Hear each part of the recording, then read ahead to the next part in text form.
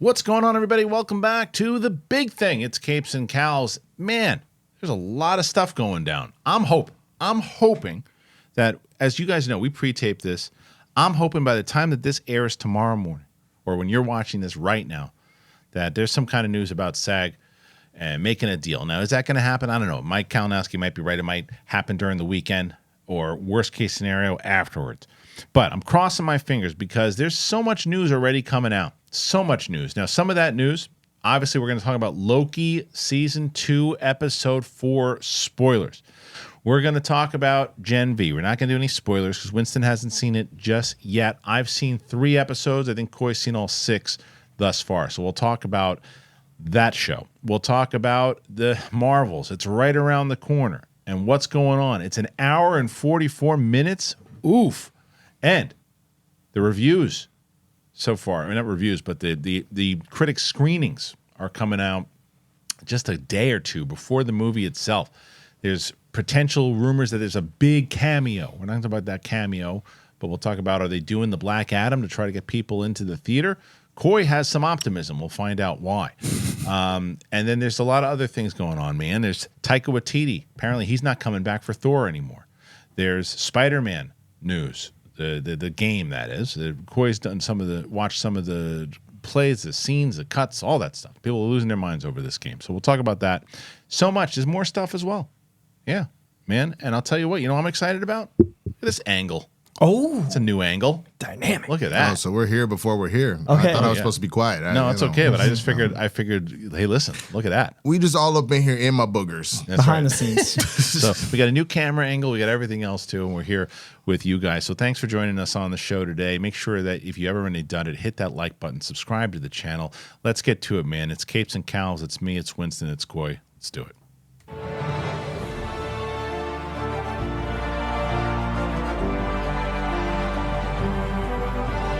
Welcome back, ladies and gentlemen.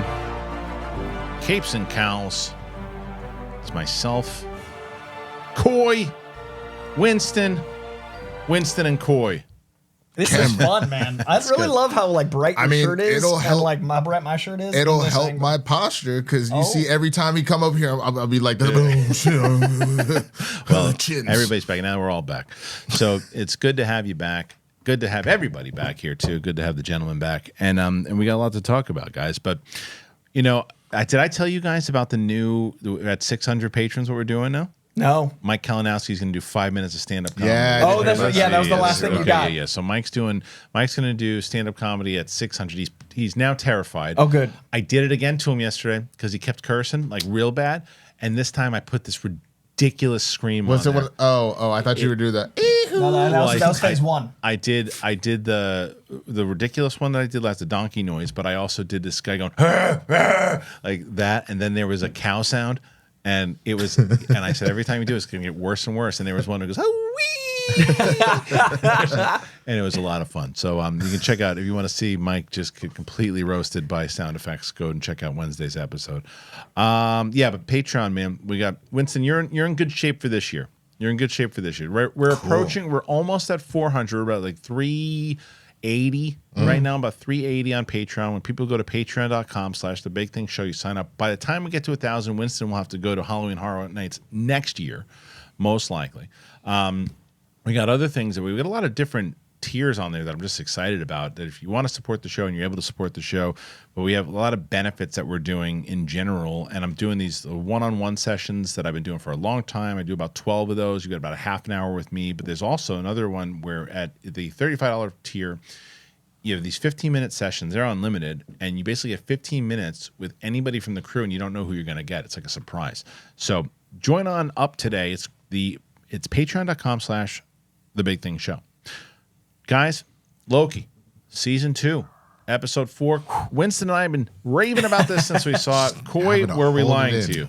No, you weren't. I love that was kind of the opener for you guys because you'd watched all 4. Yeah. So you were like, you just wait. And then you were right. This episode was all the things I liked about the first episode, in that it's really taut. It's really well directed. The cinematography is stunning. It plays with time in a way that doesn't feel disjointed. It feels very conscious, but it also feels like a narrative push. So it does everything the episode 1 did, but I think at a slightly higher scale. So I think this is my favorite episode of the season, putting it in contention for like one of the great MCU episodes. It is so well paced. It is so well acted. I love the cliffhanger. And I think the reason I'm excited for the Marvels ties into this episode in that I think this is the beginning of the breadcrumbs I think they've been planning since phase 4 starting to germinate into what I think is going to be Secret Wars and Kang Dynasty. And I think it started in the finale. All right, we'll get into that for sure. But Winston, I mean, I said that and you said that. I think you said that. But that this is one of the best episodes of Marvel TV in a bit. And it's got a real holy crap moment at the end. Oh, yeah, dude. I you know, it's one of those situations where I love a good you did it to yourself, like time shenanigan. And so like there was a part of me that started to see where that was going, and I was like, oh, we're about to I summoned my own Patronus to save myself moment. And that, you know, this is a spoiler talk, so I guess I can talk about this. Of course. So Loki obviously pruning himself, otherwise he would have been screwed. Right. So that was great. But then I think just that, you're like, okay, we're getting everywhere. We kind of figured it out. I do not know if I have laughed, screamed so hard in my entire life than Victor Timely going, no, I'll do it. I have to be the one. It has to be me that saves time. It's my loom. I will do it. And they're like, all right, cool. Here's the suit. You just got to hustle. He's like, okay, here I go. He didn't even get a second out the door. I couldn't believe it. I should kill me. Because it was a great inversion of the suspense of the first episode. It's just like, it's way more intense out there. Let's see what happens. Spaghetti. That's, to me, that is actually perfect comedy, and it is such a dark comedy moment. It gave me the same vibes that I got from the beginning of The Boys, where he's holding his girlfriend's hand and it's like, baby, I'll yeah, what the fuck? Yeah. Like, and you felt that oomph in this episode, and it's 4 episodes / if you want to look at it, 12 episodes of build up. Yeah, and the fact, obviously, it's not over, but like the fact that, again, if for those that are, you're watching it episode by episode, for us to get those first 4, we're like, wow, this is really going on a great ride. And then to just leave us like this, I have been miserable for weeks. Right. And that's why this time I pace myself. That's what I'm saying. Now everybody is now feeling the way that we are. Where it's like, where do you go from there? Yeah. Because like, what did they set him up timely so much? Like, he essentially is like where who remains like, you know, he that's who he is, like, because he knew that, because I read something on some comment, you know, basically it's an alternate timeline, but he is he who remains, and like, but now he's gone. So what I love about this is prime example of when Marvel is doing things correctly. Yeah, it just runs, and in this particular moment, I'm thinking about the fact that like. We have not seen anything beyond this Flash. Every trailer, because I went back to double check, has only captured these first 4 episodes. That's so we cool. genuinely have no idea what's coming. And I think that in and of itself has built up a lot of suspense. And that was what they, when Marvel was at its peak, you might get some stuff here and there, but it's like Thanos' glove only has 2 stones in it. Yeah. Hulk is running with the crowd when in actuality he's not there. It's that little, we're not giving it to you yet. You got to get in there to like get the surprises, and that's what keeps you like, oh shit, what is gonna happen? Do you think they can put the genie back in the bottle to scale with how culture has shifted with expectation of Easter eggs? Like I do feel like, and I worry, the TikTokification of society has ruined the ability to keep things close to the vest. Oh, of course it has. But I will say that we have seen enough examples of stuff dabbling in the social media marketing, but not. Are you concerned about, because this episode is out, someone's already ruined this? No, I'm worried about the fact that we need to go back to Marvel not showing everything, and I don't know if they feel secure in doing that. It would be the smartest thing for them to do. Do you see what I'm saying, though? Yeah. Like, they've gotten so used to being like, okay, it's the weekend. Like, one of their later stories that I'm worried about is we have numbers that are low. We need to leak this thing. Or, oh, no, this got out. Or, let's put it in a trailer. Like, I'm worried that Marvel thinks they need to show their aces. I'll put it to you this way, man. Pre-strike, a couple years ago, it would have been the end of 2020, I was auditioning to be a lead of a show or whatever. They ended up going a different direction. Like, I was at the final negotiations, all that kind of stuff. And it messed me up for a little bit after auditions, because I was like, damn, I was at the finish line and I didn't quite get there. And it was me going to my acting teacher, a few months after that, being like, see, now the problem is you're so in your head about that stuff. You're doing things that are out of pocket of like your ability to do stuff. And the minute she got me to realize that, I was able to come back around and I started booking stuff again. Sure. So I think it's the same thing with Marvel. They've gotten so in their head because of all of the, we got to keep up with this and TikTok that and all that. If they stop worrying about the outside influences and they just focus on what worked, good storylines, good characters, and keeping us in suspense, really, really focusing on, which is why I think people like guffawed at, Scorsese being like, Marvel, that's the super, that's not real cinema. It can be when done properly. And I think that's what they need to do. If you go back to being that true cinema, having that connecting event, all that kind of stuff, collectively, it'll come together. You won't have to do anything. And that's what was so thing. It was effortless because they were so worried about telling a good story instead of, and bigger and more and bigger and more. Yeah, no, well, they're doing that in general with this show specifically. And now we're going to have a longer conversation about how they're probably going to have a couple more roadblocks in the next couple of months because there's just stuff that was in that regime and that was already made. It was already made, and they're going to have that problem. They're going to have that problem, I think, and we'll get into it, but they're going to have that problem in November. They're going to have that problem in January. They're going to have that problem. I think everything leading up to Deadpool, they're going to have that problem. I think a good thing is that problem might give Kevin Feige more leverage to say, hey, when I was running things not under this regime, look what I was able to do. I'm hoping. Well, I think he's spread super thin. And I think Iger already called that. But I think it's good when these things, again and again, it gives him more and more proof of like, let's do it this way. And I think they were already aware of that. Well, because the leaks that came out through the book of like basically like they forced him to announce Fantastic Four. Like we were at D23 together and we talked right after, and we both talked about how it felt like they had to say it. And then at Comic-Con, when someone asked about it, and then the director was just like in the crowd, and it felt almost like flippant. It felt literally like, I know you have to have me say this. And I'm really wondering if that'll give Feige even more leverage to hold things even closer to the chest, because it's proven that we'd rather wait and be surprised. Maybe so, but I mean, like, we'll have a longer Marvel conversation but I want to kind of focus on this episode. Yeah, episode because 4. Just like this episode in general was, as you guys are saying, it led up. I love the first episode. Winston and I were clearly in the minority, where it was number 2. People seem to like that one too. Yeah. I'm curious now that people have seen these 4 and then we're all on the same page as what they've seen. They may have liked 2. I'm curious where they rank it amongst the 4 episodes. Well, what I saw last week, I was, again, people were digging 2 more than 3, which surprised me. I'm really, man. A lot of the comments, normally I'm my fingers on the pulse with a lot of the same on the tone, right? I'm like, okay, maybe sometimes I'm on the same page or I'm on like, 50-50. I was both times I saw people going, oh, I like the second one better than the third. And you know what it was? Some people, I didn't, but I get it. Some people have a problem with the way that Jonathan Majors is playing Timely, which I adore personally. With his interesting, his like, I could see where the way that he's talking, the choice that he's made, like the stutter, is grating to them, right? I get it. I like the character choice. I think that it's one of these things where it's like almost where this guy over thousands of years will evolve. Well, now he won't, but you see where he could have evolved. And yeah, I like the choice, but I get it. But I still think more so in your question, not about 1 and 2, but more so about 3. After watching episode 4, do you enjoy 3 more? That's what I'm curious about, because to me, 3 I liked when I watched it, but I watched 4 right afterwards. I did too. Yeah, I think 4 is the best. I for me it goes, I think 4, 1, 3, 2. I would agree. I would 4, 3, 1, 2. Oh, okay. Yeah. I really once we introduced Victor, that something shifted completely for me, and like I already liked it prior to that, but like something we just took off. And I think, you know what? I think part of it too is because we finally got to the root of what our story is for this season.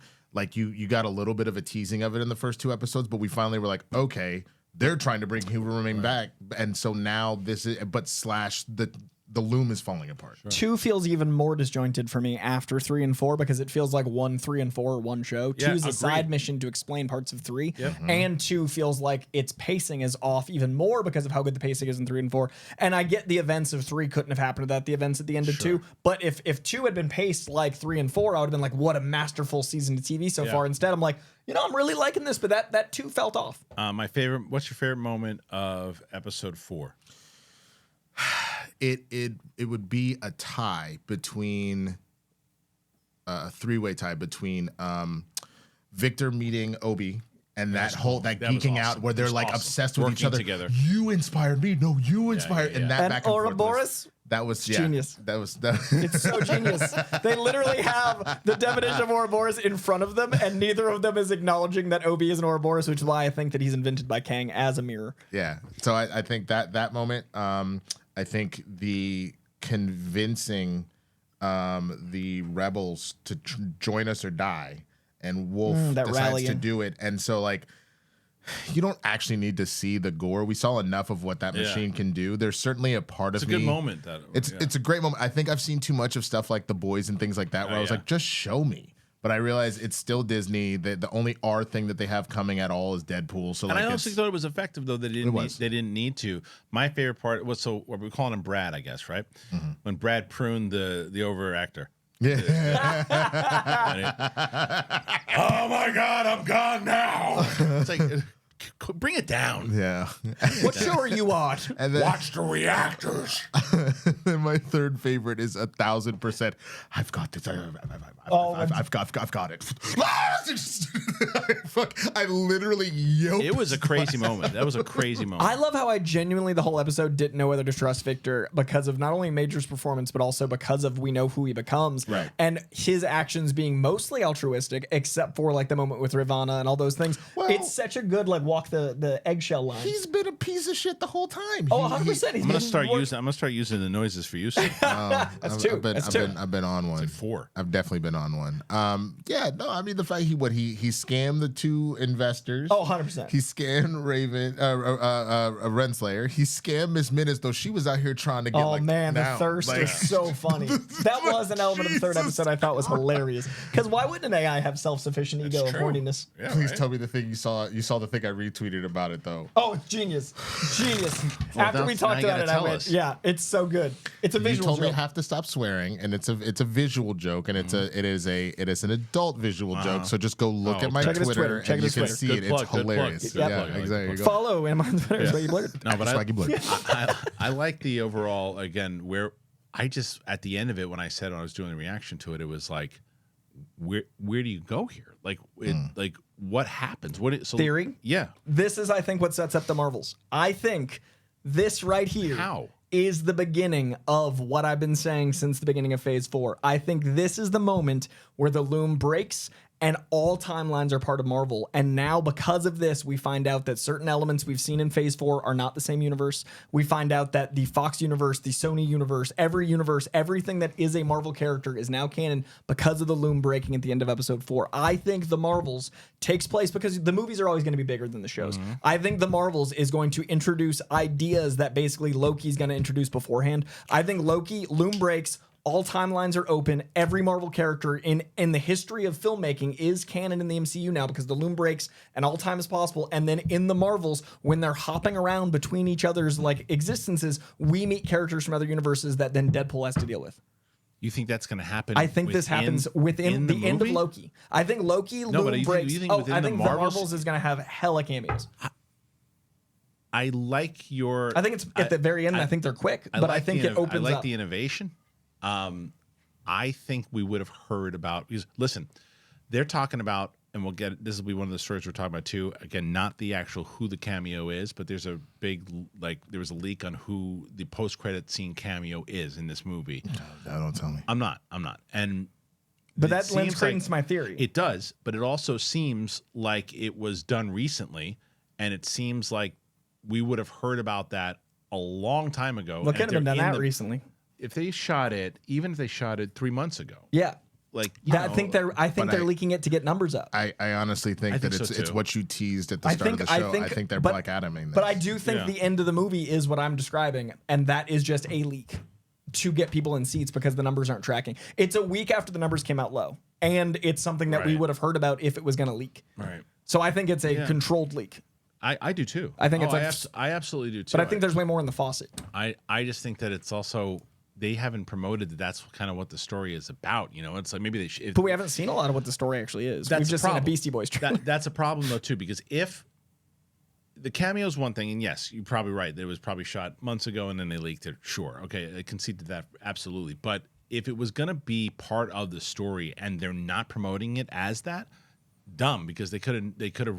Well, that ties into our last conversation. Kevin Feige wanted to button things up again. Imagine if he gets control again. His first movie back as Iger's regime, he's not going to be like, okay, let's do what we've done wrong and show everything. He probably wanted to keep it all close to the vest. Now the numbers come out dry, and he's like, okay, this one we got to give him a little something. Do you know what I mean? I feel like it's a lot of puzzle pieces, or I could just be totally wrong. When you're talking about it with all the multiverse stuff that you're talking about, with the Loom and all this stuff too for the casual fan, it's got to make your mind just melt, and because it's so confusing. You're like, I gotta relax to think about it. And I would suggest First Leaf in order to take this suggestion.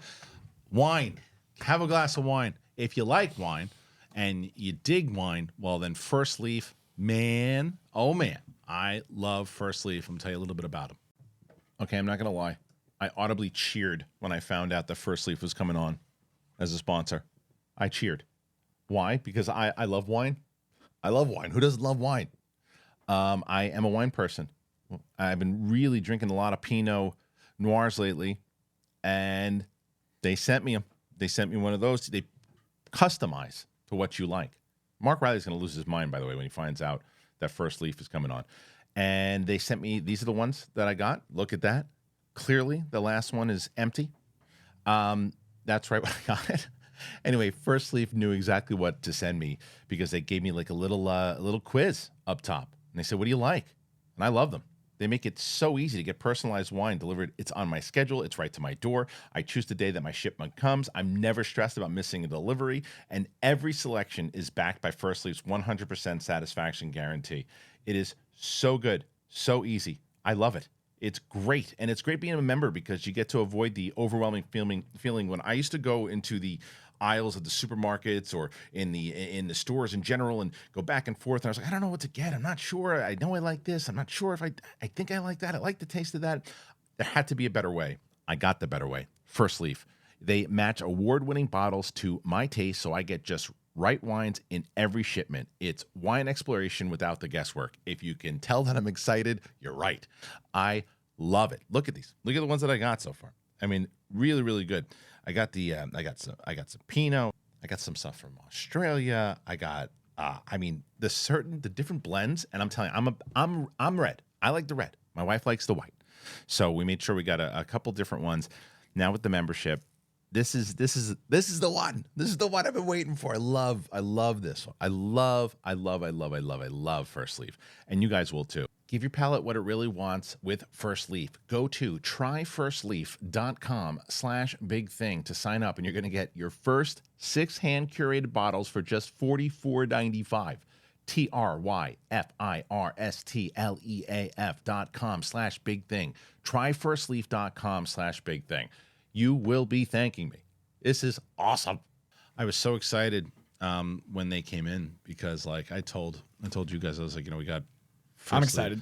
It is so good, and I tell people though too, and this I said with Brett the other day. I said, if I've ever made you laugh in your life, and you like me,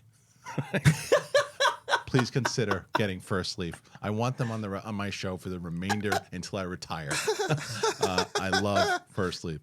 I'm getting into wine lately too, so it's a good timing to try new stuff because I'm way less. My language about wine is way less than my whiskey knowledge or absinthe. Well, they do. They, when you sign up again for that price, 44 for the amount of bottles that you get, and they're really good quality. But what they do is it'll give you that quiz of whatever beginning you're at, whatever level you're at, and you say, okay, well, I like this kind of taste. I like this. I like more tangy. I like more smooth. I like this, and then it gives you I like white. I like red, and it gives you a full. These are the bottles that we recommend for you, and then you order. Yeah, I want to educate myself, and this seems like a great way to do it while enjoying tasting. So I would suggest that First Leaf. It's in the description. Check it out. All right, let's jump to this first story. Let's just stay with the Marvels, man. All right, the Marvels. We got the movie's coming out on what's it, the 10th or something? 10th, yeah. And then the screening is on that Tuesday. Essentially, the movie comes out on the 9th. It's effectively the 9th. It comes out on the 9th. Yeah. So the screening's on the 8th. The social embargo releases immediately after you see the movie, and then the review embargo is the next day. So you've got a little over 24 hours before there's a review out. That's a scary thing. That's part one. That's typically a red flag. That's a red flag. The other red flag, this is the shortest Marvel movie in history. This has been confirmed at 144 minutes. What is that? 140, excuse me. an hour and 45. An hour and 45 minutes. So an hour and 45 Well, that's minutes. completely different. Right, not 100. 144 Yeah, is a that's long movie. 224. That's a long movie. No, excuse me. 100 it is an hour and 45 minutes. So that's the other two that were shorter than that, or were held the record before that, was Incredible Hulk and Thor Dark World. This is, now they have those leaks that we just talked about. As of today, as of the taping, the three actresses who the chemistry really is the selling point of this movie cannot promote this movie yet. This movie is in trouble from the look of it. Now, if you are looking at Coy's theory that this could set up other things, and I think if Coy's theory is correct, and people start popping into this movie like big cameos, and they don't promote with this, colossal error, because the opening weekend, they're just, well, word of mouth. People will talk about how you got to go see it. It ain't gonna happen. That's a dangerous plan. Dangerous plan. But whose fault is that? I honestly, I get it, but now we're talking studios could have stepped up a long time ago, because you needed the women, these ladies, to be out there. Sure. So, obviously one studio does not run all of AMPTP, so Sure. that's a whole other Yeah, it's a conversation. whole other conversation. Netflix doesn't care about Disney's money. Right. Right. But it's literally a situation where all of the bad things that have happened box office wise to a number of these films Could have been avoided, or at least could have been helped. it could have been It would've helped. Like I even think like the problem is it helps some studios that were on strike. I think like streaming numbers are, Netflix went up 12% in their stock. for streaming, yeah, but for box office, No, box office right. is screwed. But I think the AMPTP being part streamers, part box office, they're literally butting against their own self-interest. Of course, and I think that look, Zaslav is absolutely pounding on their doors, going, "We got to get this done." He's got Wonka, he's got Aquaman. He's like, November 1st supposed to start the Batman filming. He's got stuff also He's got in the stuff. Can 2 film. He's- Pattinson's not going to be just free. when this book comes out. Oh, I can't. want to This see documentary like, when series? he started pushing it. I bet you. Wait, what book? I'm just saying Of when they write theoretical. the book about the yeah. strikes. Like, I want The to. HBO Max series coming out in like 2027. It's going to be great. It's gonna be great. So yeah, well, Paul it'll be Giamatti plays very everybody. one-sided. Oh, that's true. Zaslav is played by Tom Cruise. He comes flying in Yeah, with it's like just with like a glow "Oh, I around solved him. everything." Everybody's applauding him as he like lands. He's Brad Pitt and Tom Cruise at different ages. He's Meanwhile, like- he's Homelander. Christian's in it as the angry guy calling him Zoloft, and Yeah, he's right. killed off screen. Immediately. you just drop kids Batgirl out a window. I know. Oh my God. But so this movie, man, like we've talked about this for a while, how we just think it's got problems, right? It does not feel like we have a Marvel movie. It doesn't, and the other problem with it is too, besides the obvious, they can't promote it and all that stuff. This is where, what my Deadpool thing, they have to basically do the same thing that DC is doing right now. They have to take everything that they have and go, we have all this, good luck. See how you do, basically throwing it out of the bird's nest and saying, I hope you can fly, but you're most likely going to crash, and then we're going to pretend we're not going to pretend. We have other kids that we're going to deal with. That's really what Marvel's going to and DC are going to have to do with both DC with Aquaman, Marvel with the Marvels, which they're putting out. They're going to cross their fingers and hope that it at least makes a profit, which I don't even know if it's going to do that. Then they got Echo. They're dumping out in January all at the same time. Agatha, whenever that's coming out. I think Halloween. Right. So they're and then Next year. Yeah, yeah. I was Next like, year. bro. Okay, so that's that'll in come- No. 2 days. Werewolf by Night re-released color is their big release. all right. So Agatha actually might have hope then, because Agatha is going to come out after Deadpool. Yes. Deadpool is going to and needs to be the reset of this is the Marvel that you know. Yep. And this is what the story is. And I think that's smart to have, like, Sean Levy is a genius, and Hugh Jackman and Ryan Reynolds teaming up after all these years Yeah. is such a tentpole. I'm worried about Cap 4. Because Right. Cap 4, theoretically, they haven't officially said it, but I think is going to take the date of Deadpool in May. Right. And I think that would put Deadpool either in July, which would be great if it took the Iron Man date, which is, no, Iron Man's the May date. Cap 4 is getting the Iron Man date, and then July would Iron be. Man. Which is usually when it came out. Historically, Iron Man always came out. Sorry, that's just. I thought that was May. It's like, yeah, that's the Deadpool, the date Deadpool had. Oh, so you're saying have Cap 4 is take getting the Iron Man date. Iron Man Avengers date. Exactly. And then put that as the big later summer release in July. But that's still a really ambitious date for, Yeah. so I think Deadpool might end up in November or a December movie. because you need a big tentpole release date for something that's important, and that puts them in a tricky spot. Because then Cap 4, Deadpool's not a family. It's not a this. I mean, especially an R-rated first Marvel film. But then Cap 4 is theoretically mostly done, and that's you got to get that out. And you've got a trickiness because Cap 4 seems to tie directly into Thunderbolts, whereas Deadpool 3, if my theories are correct, tie into Secret Wars. And when Thunderbolts, they haven't started filming yet. They probably pushed that to the end of the year or next year. I think next year. I mean, 2025. Yeah, and I think Thunderbolts is in a really tricky spot because you look at what they were trying to do with Thunderbolts is a villainous Avengers squadron. Yeah. That means you have to cast huge, and that means those availabilities are mush. People aren't even talking about the fact that when the strike's over, not only is there a big rush back to work, but how many actors had 5 projects at once? Who gets to bid on who gets them first? Well, the answer to that is a lot of them have to sign first position, so a lot of people are going to be, a lot of studios are going to be pissed. But again, you did it to yourself, and the Thunderbolts poster might change. Right. Yeah. Right. Yeah, it's true. I mean, Do you know what I mean? Like that's 8 lead actors. And like there's stuff we haven't been confirmed with. We talked about at D23 how there's gaps in that poster. There's definitely more Thunderbolts. Yeah. Will there be? Well, I mean, then you start to play into the stuff that goes further into the future with Blade and Fantastic Four. Remember Blade? Bro, I am so worried Mahershala is going to walk. I don't. Who would blame him? After as long as this has been going on, the directors, it's the just scripts, a pandemic, the strike, and I am so scared he's gonna walk, and that sucks because you're talking about one of the best actors in this generation. How old of is he? actors. He's probably like late 30s. I think he's like mid 40s. I think he's like 43. What's really almost like 50 by the time this movie comes out. What really sucks is the book that Marvel is smart. They basically have comics come out right around the time the movies come out, and they're not like tied together, but it's like, remember how much you love this character, and they're usually like a pretty original number one. Oh my god, he's 49. Whoa! Yeah, he's not playing. He looks Black don't crack. But 49. He's not going to play Blade. But usually comics come out, like a new number one drops that is very accessible around the time a movie's about to come out in a month. The new Blade comic is on its issue 6. We literally are on 6 months into when it needed to have come out, and it hasn't shot a frame yet. He's not going to play him. That's such a bummer. Dude, he'll be like, let's say hypothetically the movie comes out in 4 years. Hypothetically, he'll be 54 years old playing Blade. 54 years old. Playing That's crazy. one, even if he gets one movie out. And you'd want him what if for it's super Midnight popular? Suns. You want him for a run. And then let's say they want him to do 3 movies. He's going to be in his 60s playing Blade. Yeah.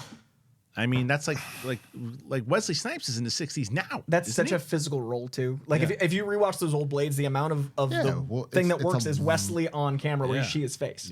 I mean, it's in the same vein of Captain America, which is also makes sense why Chris Evans would want to step back. You're talking about a lot more specific martial arts, a lot of sword work, a lot of knowing different styles and stuff like that. Iron Man, yes, there's stuff to do, but it's mainly green screen, put you in a helmet. Same thing with Hulk. Like you're greened up, whatever. But the Captain Americas, the Deadpools, which you could still get away with because of a mask. Yeah. And Thor is very open faced, but that's super heroic flying action. That's not the same type of choreography. And I think Chris can keep doing it because he's a specimen. And we're gonna get into Thor in a second too, because there's some news that came out about Thor. And I think it kind of pertains to all this, but. Let's talk about the Marvels real quick. Optimism, I get. That's my optimism is that I now that. think it might be it might kick off what I think is coming earlier. Now that's a different question, though, from what I'm about to ask you. Though you can be optimistic of what it can potentially do for the story. Shortest runtime, screening when they're screening it. The main actors can't promote. Trailers have been okay. Does this movie lose money for Marvel now? Okay. Optimistic view of all those things. Maybe, and this is playing devil's advocate, maybe the screening's so late because of the amount of surprises, and they don't want people at Variety and certain online outlets leaking that, Harry Styles is here. Maybe it is a short movie because they realize how bloated some of the other ones have felt for audiences after the long run times. They wanted something quick and spit and fire and fun. Right. Could be intentional. And I'm hoping the reason the embargo is so late is because they were hoping the strike would end and they could have them promoted. These are all my hopes. Yeah, right. But I am worried those variables, if it was me not being optimistic, are all scary, but I hope that's why. I don't think it's going to make money. Yeah. I think it'll break even. Break even? And if not even, you're short maybe 2 or 3 mil. I think it'll just come under slash. I think that's will more. break I think that's a fair assessment. I think that it'll get close to breaking even, with marketing and everything too. But the other thing that we didn't really talk about too is inside of that Marvel book that everybody's been talking about. It's been it's been documented also that Brie Larson is done with this role. She does not. Like you could tell at that interview when I think it was D23 when the dude asked her and she was like, I don't know, does anybody still want me to play it? Like people thought that, oh no, she was just saying that and then it came out in that Marvel book. She's just done with it. She's done with the toxicity. She's done with. I don't blame her, No, bro. she was Life is too short, even for an Oscar winning, especially for an Oscar winning actress. Like why would you continue to put your heart and your soul into something when everything is an attack? I feel like you either have the Brie Larson stans that just love her as a whole talking about her, but then most of it is people shitting on her for this. Like I don't blame her. I think that one of these things that we literally just had a conversation. We have conversations all the time about social media, whether it's a small show like us, big. And I know people have very different philosophies than I do too. I don't understand why people still use social media for certain things, and I get that people have a platform. You follow them for a certain reason. You follow them. It's their social media. They're allowed to do whatever they want. It's not like people start talking about different things, like say on this show, and you follow it for movie news, and we start talking about whatever it might be, and you're like, well, that's not what I subscribe to you for. That's one thing. You start following me on my social media platform, and I start talking about politics and this other thing, which I don't. But if I did, you're like, well, why are you talking about? You should be talking about movies. No. That's my personal thing. I can do that. But I don't understand why, unless you're in that space, if you're in politics, if you're in that thing, the way that I feel, and I know that this is maybe a controversial point of view, but I just feel like if somebody is a far right person or somebody's a far left person and they're screaming out on their Twitter and they're going after people with opposing point of views, my thing is this. Who are you winning over? Because all you're getting, in my opinion, is those people who agree with you are going, yeah, tell them. And the ones who don't are going, F you, even more than they did before. And I think that the goal in a conversation in general is like, well, I like that person in face-to-face conversations. I feel this way. You feel that way. Hopefully we have conversation enough to say to you, oh, I understand that point. That's never done on social media. And I bring that up because another thing is Brie Larson is a massive figure. And if I'm her PR person and I'm going, she's involved in charities, she's involved in a lot of great things. I'd be like, why are you stressing yourself out by going out there and making big statements against other things and other, I guess because she's a platform and you want her to. There's certain things that she said. I think that she had to walk back comments at times too, and she's like, I don't know. It's just I just feel that there's certain times that celebrities, like look at Gina Carano, right? Gina Carano hurt herself in a certain way, but other people on the far right will say, no, she didn't. She stood up for what she believed in, and now she's got a big audience. And maybe that's the case for that side of it. But the other thing is, she's now not working there. People are, well, good. She doesn't need Disney, and maybe she doesn't care. But then the same side of it, I think that when Brie Larson, had kind of gone after male white critics or whatever, it's like male white critics shouldn't watch my movies, or why? No, she didn't say it like that, but that's the way people took it. She didn't say that. Which is wild. Yeah.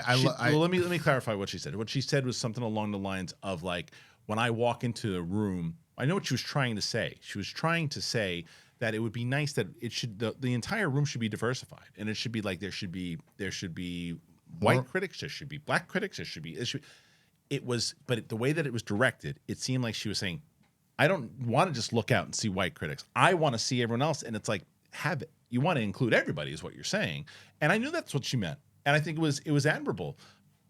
But if you don't say the right thing, or say it the right way, rather, you're going to have people who want to hate your guts. Mm-hmm. I've done it. I've been on that side. I fucked up, and I did the whole thing with with Galaxy's Edge. I got mad. I got upset. I was in a bad place in my life. Said it, and people who hated my guts said, "Ha ha! Got you, motherfucker." Yeah, and that's what happens. So you got to be careful with every little thing that you say when we're on a small space like this. Do you see the point I'm trying to make? No, I 100% get it. I think what makes me really sad in the era that we're in, period, is that there is no longer space for nuance at all. Right. I think if you really took 2 seconds to get out of your own way and to look at what she said. It was very clear that the only thing that she was saying is like, hey, man, the two leads of this film are a woman and a black man. Yes. It would be cool to see more women and black men, like, or black people in general. But she didn't say that. I understand that. I understand that. But I'm saying instead of me and you got what she was saying. People were looking, because they always are. They were looking for a reason to go. Like you hate us. You hate us, and that's not what she was saying.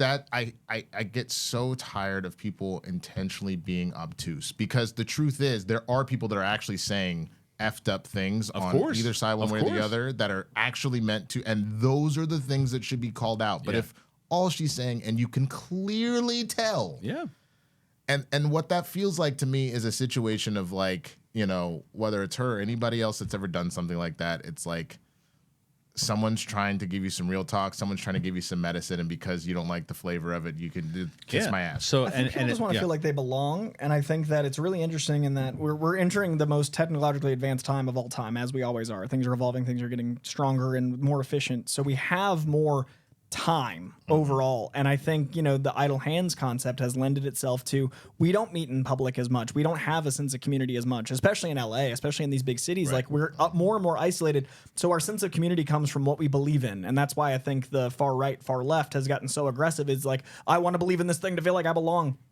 And then online is the only place we actually communicate it. So I think the polarization is getting worse because it's people trying to identify with something. And I know I struggle with, if I don't identify with something that fits into the alignment of my supposed ideology, then it's like, othering. Right. And it's really alarming when you've got people at these giant platforms that are appealing to so many people that if they don't tick every single box, they're suddenly villainized. And it really worries me long term that we're going to have so many little pockets and so many different ways that people are like, this is my thing, this is my thing. And I think that's why I personally struggle to not use my platform to attack people, because I want the people that feel like they fit into the comic niche or the movie niche or whatever else shouldn't take people's crap. But I agree with you that I shouldn't be the one yelling at people, because it's not the good use of my platform, but it is me wanting people to feel safe on the platform, and and I think that's coming from like reading years of comics and thinking bullies suck and feeling bullied over it. I get it, and so you want to be able to fight back, but that's a tricky. That's what she did, and now she's in a spot. Because the problem also is that when it comes to social media and comments and everything too, like I said, if we have a full-on conversation, the three of us, that we don't agree with each other on, we'll talk eye to eye. We'll have a conversation, and we'll figure out what the issue is. Mm-hmm. In however many characters it is on Twitter, and you don't know the kind of animosity, that if it is animosity or not animosity, you see someone who has this thing about Spider-Man or says something about Spider-Man to you, and you're like, I don't know who you are. I'm never going to see you again, so I'm going to call you this. And I think that's one of the problems that we run into in general with social media. And I also think that it's one of the problems that we run into, like when you're a celebrity. Like you come in, what you have a gas? I'm just laughing because I can't actually say it, but did you ever watch the Boondocks at all? Yeah, I did when it was on. Okay. Do you remember the third episode? It was either the third or the fourth episode where we get introduced to Stinkmeaner and they describe what's a moment. Yeah. That's what everything's become at this point. Everything has become a moment, and essentially what it is just like Spider-Man is not as good as a superhero as Batman. What the? Do you say? Well, and everything. Well, dude, you want to die? I said it. Twitter is that. Yeah. I think it's social media in general. And it's also. I said this in one of my things. It's like at what point? Like movies have always been political. Movies have always been. Yeah. There was this whole interview that just came out with George Lucas recently. Not recently, but when it's been making its rounds recently. The first Star Wars was all about, you know, is fascism, and of course it was all government based and politically and all. It's the way that audiences have how polarizing politics and what side you're on in politics today is the same way that it is with movies and TVs, and that's what it was never. And people are like, oh, it's always been like that. No, it was not.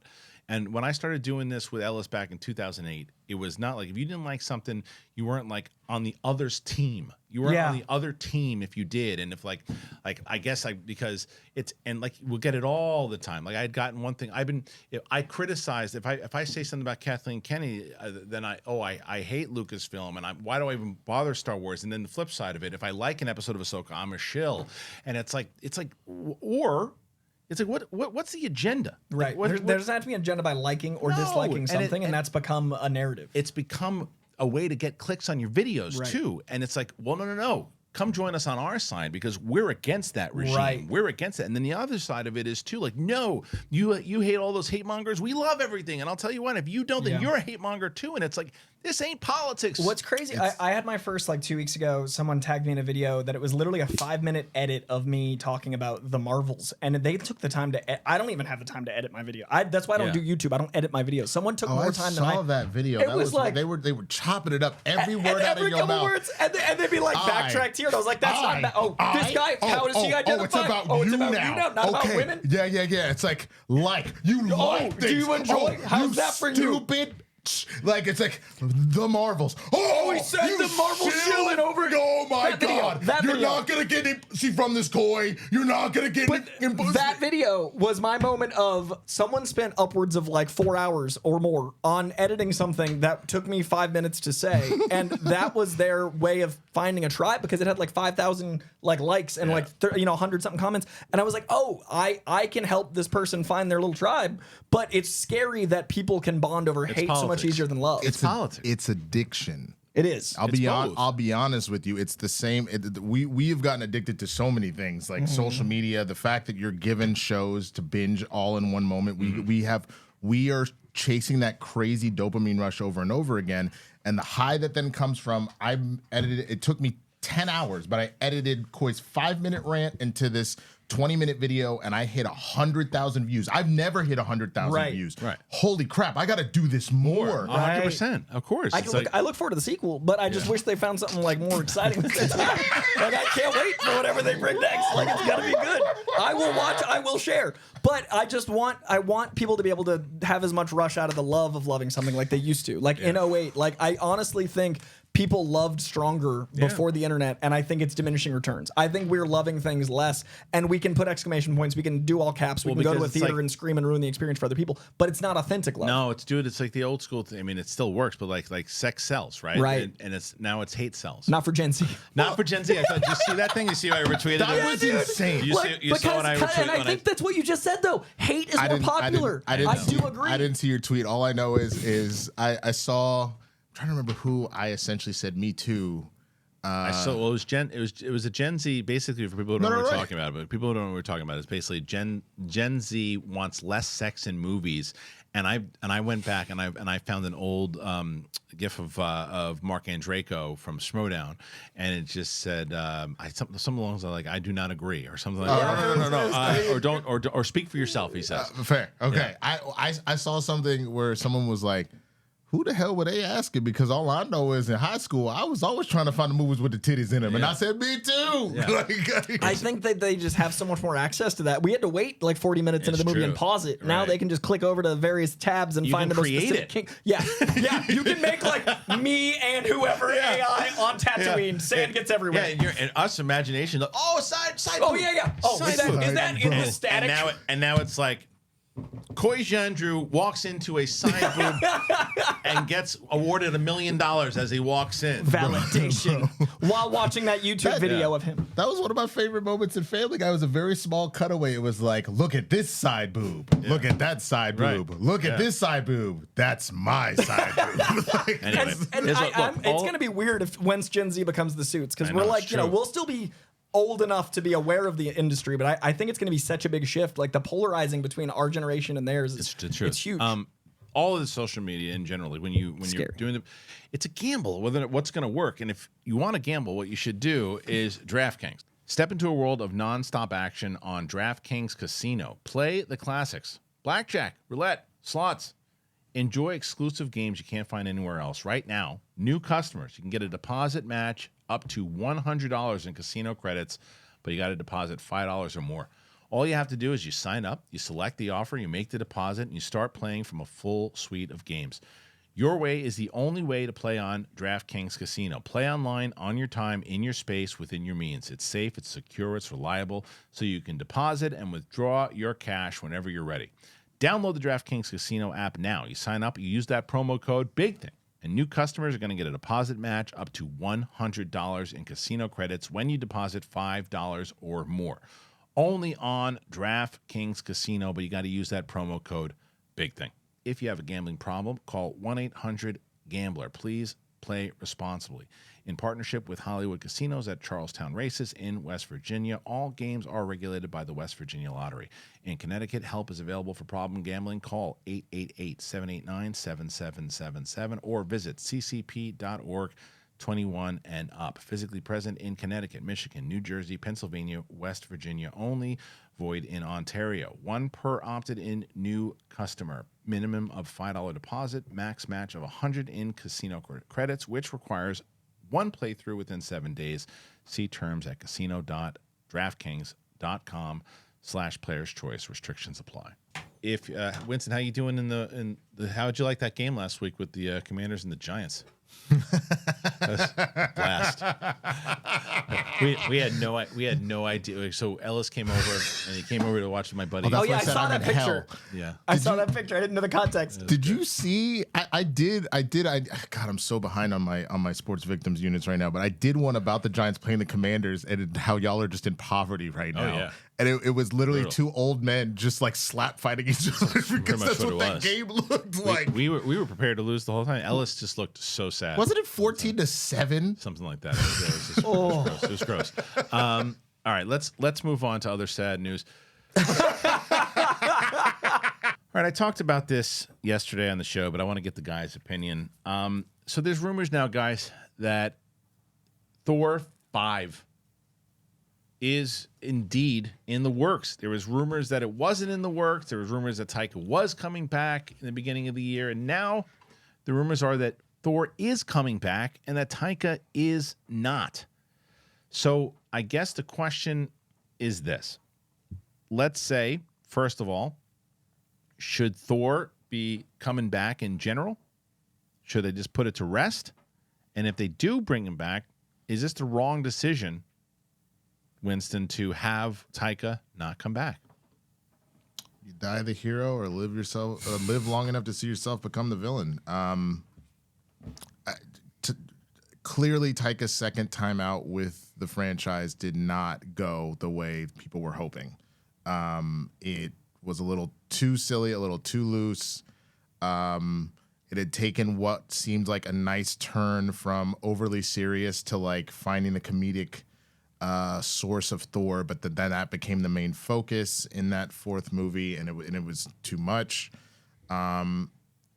It's not to say that Taika couldn't rein it back in, but I think Taika is probably over it. Yeah. If I'm being honest, because he has so many other things. Our Flag Means Death apparently has been doing phenomenal. So right. He's got other things to worry about. Of course he does. He's got a lot of other things to worry about. But Coy, one of the things that he also mentioned is that I actually think Taika would have come back if they asked him to. And I think that one of the things I mentioned yesterday, Chris Hemsworth said on Josh Horowitz's podcast, it was too silly. Mm-hmm. He would want it to kind of be revamped if they were going to do another one. And I think because of Guardians of the Galaxy 3, they looked at that and said, okay, our old regime is still pulling. Yeah. We've talked about it numerous times that there's not a lot of all-stars.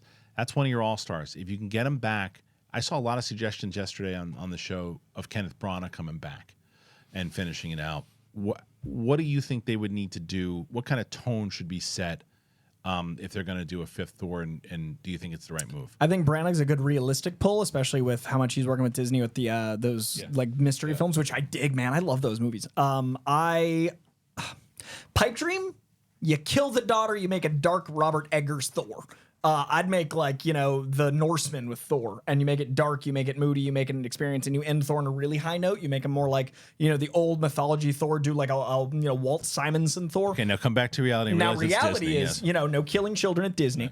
They can put them in cages, but I would do something that would balance the paternal element of like an Odin son, like a Thor as the father, like a King Thor, because the King Thor stuff really works in the comics where they have like him as an authority figure. And that would allow like the namesake, the varsity player, but maybe him bringing in a new generation, like him as this, like kind of what they tried to do with Paul Rudd, but it didn't really work. Right. But have that element of like King Thor be central, have it more intense, more action based, but really bring in the first movie sensibilities with. Yeah.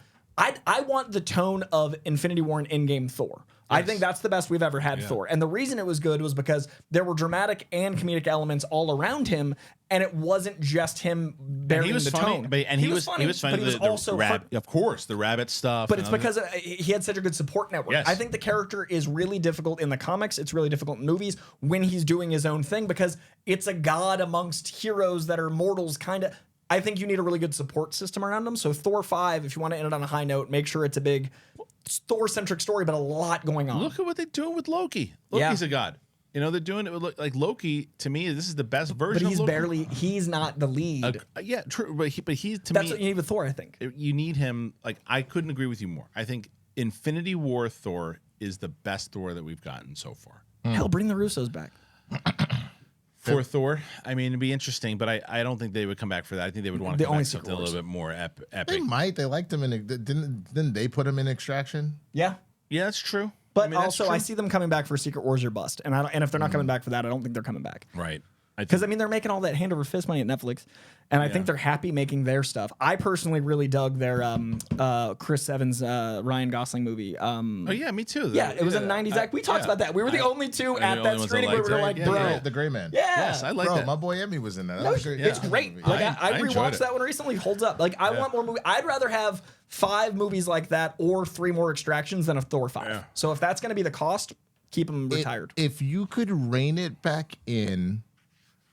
I don't think he would do it, but I would love like Matthew Vaughn to come in and close it out. Yeah, he's got so much stuff right now. He's got a lot Kick-Ass going on, back. but Kick-Ass is coming back. But you're talking about how to take something, make it serious and dark, and have that humor element. Yeah. It kind of falls right in line with the Infinity War mentality. If you win and got him, Well, you know Thor what I mean? That's fun. I like that. Will Thor even, if they were going to do a 5th one, does that even come out before Secret Wars or after? I have no idea because it depends on if they're going to decide to rewrite the roadmap that they decided to show everybody. And then Chris Hemsworth, first of all, had said at one point he wanted to step back a little bit from acting, and he'll, he's also that's a lot to put in your body. Yeah, he said he'd never get that jacked again. I don't blame him, but that's why I think like more of an Odinson role.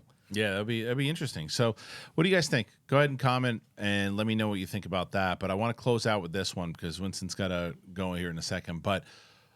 And this one will actually be something that we'll talk about, but we won't spoil it all because Winston actually hasn't seen it. Gen V, it is the spinoff to The Boys, and Coy had seen all the episodes. It said, "Listen, man, you guys got to see this show. You'll like, especially if you like The Boys." And I'll tell you, Coy, you were right. It's really good. I really enjoy it a lot. My wife, she walks by. My wife. She walks by. She goes, "What are you watching, a CW show?" I'm like, They no. light it like a CW on purpose. I know. I'm like, no, it's not. She's like, and she's, "Oh, you're watching that teeny show again?" I'm like, she's like, "You're trying to recapture your youth?" I'm like, no, it's from The Boys. And then she walks. She's like, "Why does that girl have a tail?" And I'm like, "Go away, bro." I'm like, "Go away." It's like, see what she does with that tail. I'm sure. And I'm like, go away. She's like, "Well, no." She's like, "Explain to me why she has a tail." I go, "You've seen 5 minutes of The Boys." I go, "We're gonna be here for 4 months." And I have another story that I'll tell you guys after, but like I went through a lot last night, but we don't have much time. This show's great. Yeah, it's great. I was worried in the trailer because the trailers didn't do it for me. When I saw the trailer, I was like, oh, they're just going for shock value. They're just showing us, all the stuff you liked in The Boys, how crazy you got in The Boys. It's crazy in his too, and that's all in there, but it's relevant. If it helps, they didn't do a good job advertising The Boys when it first came out. It was the same thing where it's like, what the hell is this? Is this just another superhero show? Who cares? Yeah, this show is and awesome. I think that's what I will give Amazon credit. I feel like for a lot of their properties, they're very reminiscent of Marvel where they're not showing a lot. The only thing that's different is that Marvel at least had the laurels to rest on of look at all the success we've had. Yeah. I think Amazon is starting to get to that space now where they're like, see, The Boys was actually good. Invincible was good. When you make risks, like you take risks to get art, and I think Amazon and Apple are uniquely positioned of like, these are glamour projects for them. Amazon doesn't need a network. Money. Apple doesn't need a network. They're both like, we'll make a weird thing. Oh, they'll talk about our company. Cool, net positive. I think we need more risks from studios like Barbie. I know it's a big IP and it's a big, not a gamble as far as like the bottom line, but people didn't expect $1 billion. Right. It didn't get $1 billion because it was Barbie. It got $1 billion because it was Barbie, it was good. I think Marvel needs to go back to, hey, here's a known IP that everyone knows, not just the people like me, right. It's exceptionally directed, written, et cetera, et cetera. It's not, don't rest on the laurels.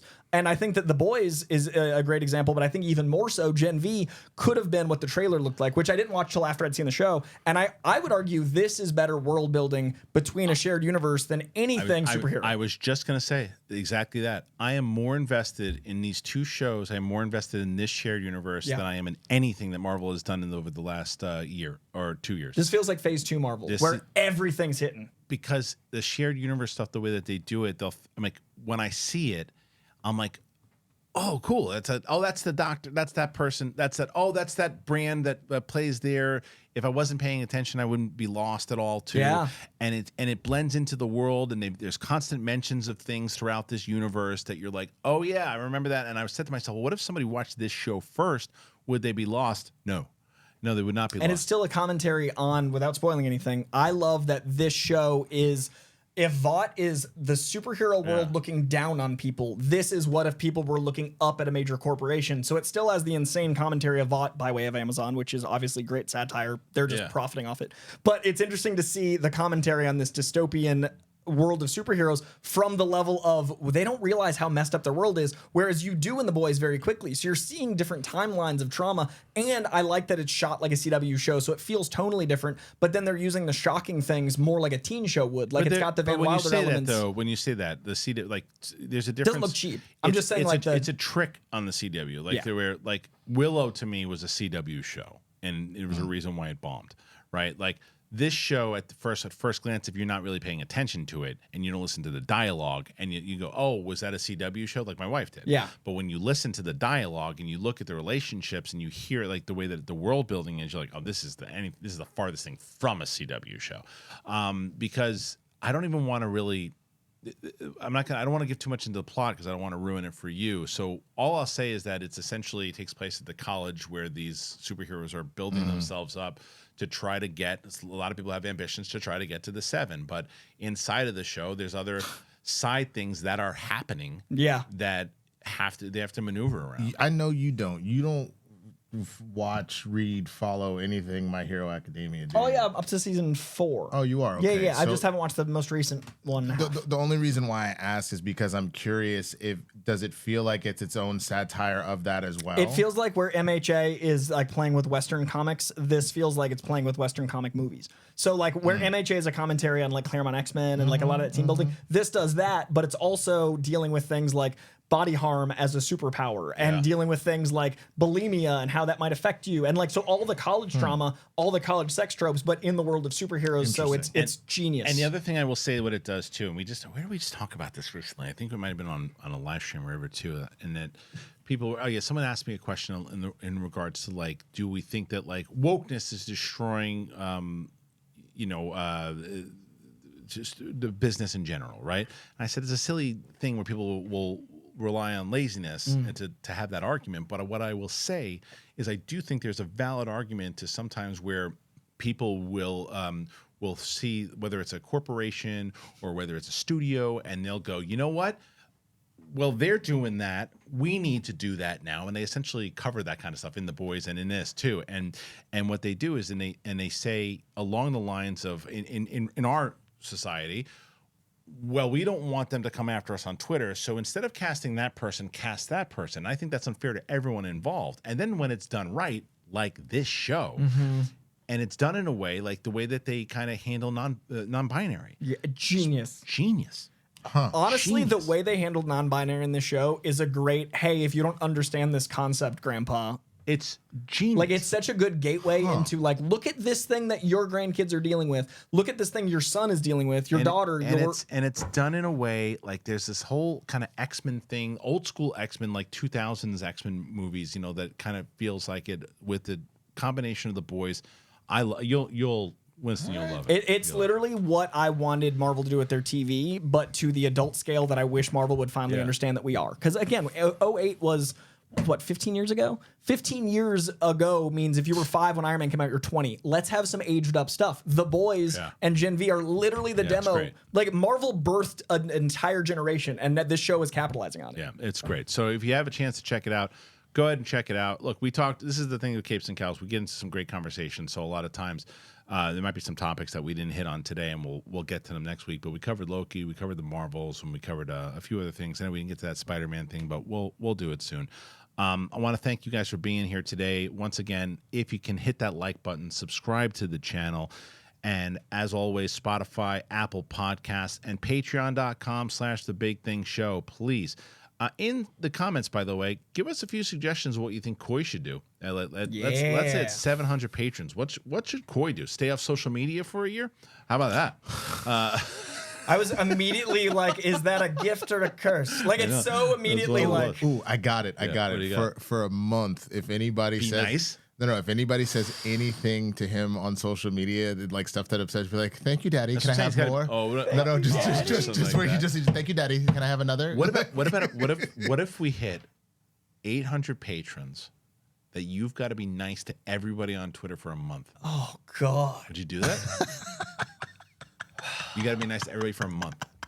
That would just inspire so. Yeah, I could try. That would be a good test. I mean, I already see the active problem of that is that people will come after that. Oh yeah, they'll know that month. Of course. Yeah, no, it literally is like lighting a match. Of course. You know what he would end up doing though? He would just be like, "I'm taking a month-long sabbatical." No. That would be part of the thing. I have to be on it. You have to be on it. Otherwise, that's not fair to the patrons. So 800 patrons. You'll be nice to everybody on Twitter for a month. I'd prefer it not be December because it's a holidays. But I don't think we'll get okay. So, but yeah, I could do that. All right. But also ideas in the chat. I'm gonna do it right as like a new Marvel movie comes out. Or a new Marvel. It's like the month of Deadpool. But no. Well, no, Deadpool. You're probably on the same. It's got to be like when like Echo or something comes out. It's just the worst people are activated. Yeah. All right. Let's do it. All right, Winston. Where can they find you? At the Swaggy Blurred. You can follow me on all the socials, man. Check out the content I'm putting out. You can also see me on Game Time with John Roca on Tuesdays. We do a recap of the week in sports. My Rangers are going to the World Series, baby. We gonna break this curse. Screw you, Astros. Better than the Astros, dude. What makes me happy is it felt like, and I humbly request that you all continue to support us. It felt like the entirety of the baseball world were like, except for Astros fans, were like, please crush them. Yeah. Get them out of here. Yeah. And I'm happy we did that. I'm hoping we can get a title, man. I never thought in a million years that I'd hate a team more than I hated the Red Sox. Never. It's impressive. Hey. Coy Jandreau, you can find me at Coy Jandreau. Also just did a long-form interview with Yuri Lowenthal, the voice of Spider-Man. He's a good buddy of mine, and for years we've wanted to do this interview, and we finally did, so check that out over on Real Rejects. And I am 200 away from 40,000 on TikTok, 600 away from 40,000 on Instagram, and 400 away from 30,000 on Twitter. So if you don't follow me, I'm trying to pass those thresholds, so please do. Thanks. And then you can all be very mean to him later, so he'd be nice to you once we hit 800. For a sweet spot. Thank you guys for joining us today on the show. Really do appreciate it. We'll be back again this week. Look for our pizza reviews. Got another one coming out with Frank pretty soon. Soon? All right. Thanks, everybody. See you.